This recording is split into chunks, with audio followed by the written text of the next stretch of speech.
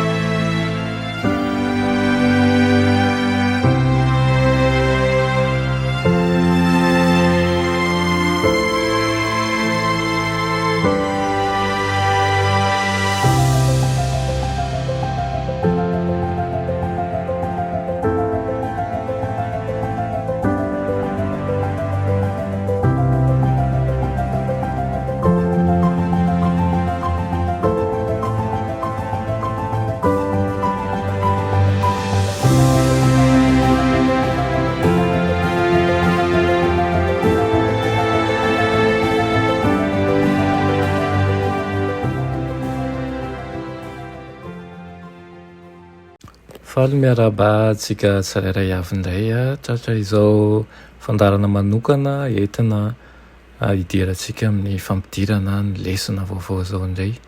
Miaraba tonga soa anao zay efa mpanaraka tsy tapaka ny fandarana eto am-pejy, ary miaraba anao manokana izay sambany manaraka izao indray. Mirary soa ho antsika tsirairay avy ety am-piandohana ka ny fitahian'Andriamanitra ny fahasoavany hombanao manokana ary mivavaka ho anao manokana ny tenanay mba hahatonga anao hitombo mandrakariva amin'ny Kristy ka tsy ho foana tsy akory ny fikelezanao ainao aminy. Mialohan'ny hidirantsika ny amin'ny fotoatin-dresaka dia vavaka sika. Ry Andriamanitra tsara indrindra izay any an-danitra, nisaotra ny dera ny laza ny voninahitra natolotra ianao. Ianao ilay Andriamanitra mahefanay tokoa ary momba anay misaotra anao izay miahy anay ny fomba manokana.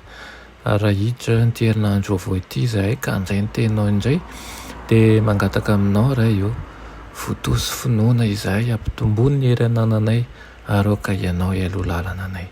Amin'ny anaran'i Jesosy, amen. Lesona fahaenina ny misy antsika izao dia mitondra ny lohateny hoe ny zava-miafy ny filazantsara. Ny zava-miafy ny filazantsara.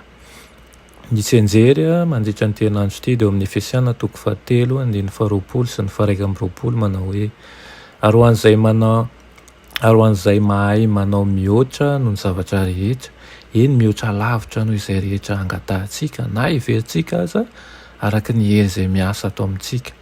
Ho azy eny ny voninahitra ao amin'ny fiangonana sy ao amin'ny Kristy Jesosy hatramin'ny taranaka farany indrindra mandrakizay. Amen.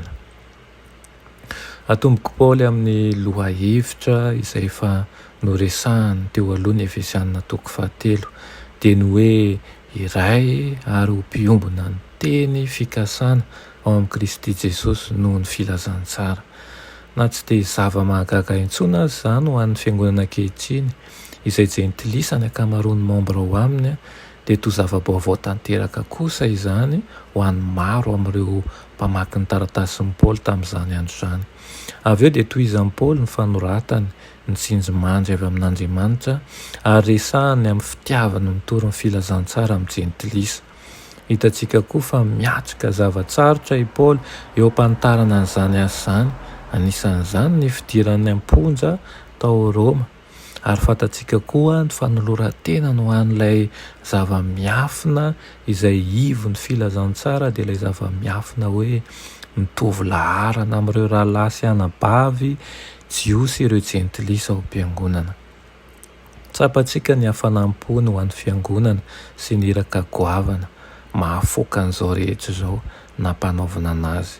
Rehentsika izy mivavaka mideran'Andriamanitra noho ny fanehoan'ny fahasoavany amin'ny alalan'ny fiangonana.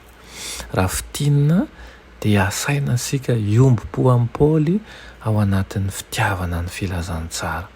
Mandritra ny herinandro isitsika izany dia andalina makasika an'izany volazan'ny Paoly amin'ny maha apôstôly izay mpifatotra nony amin'ny jentilisa azy amin'ilay zava-miafina ela tao amin'ny filazantsara mahakasika ny fiangonana izay mpanambara ny fahasoavan'Andriamanitra ihany koa ary andalina mahakasika ny Kristy izay lohan'ny fiangonana ihany koa isika.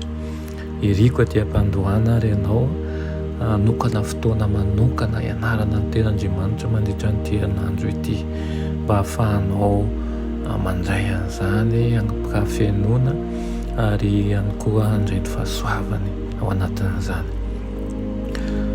Vavakisika misaotra anao zay raha eo ny amin'izany fampidirana ny lesona noraisina izany.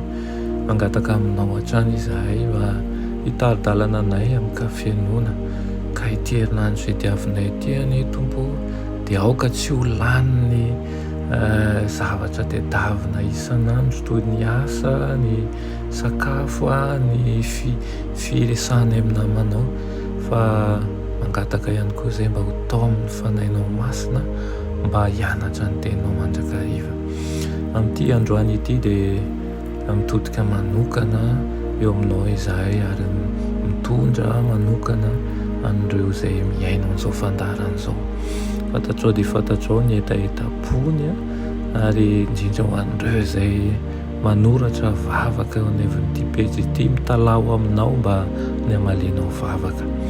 Betsaka ny mety efa kivy miandrandra tsy mety mahazo valim-bavaka kanefa Andriamanitra tsy mba manavaka ianao ary tsy mba mandainga fa izay kosa dia matoky sy mihinanao mandrakariva fa neo zava-mahagaga amin'ny mpanomponao ianao amin'ny anaran'i Jesosy. Amen.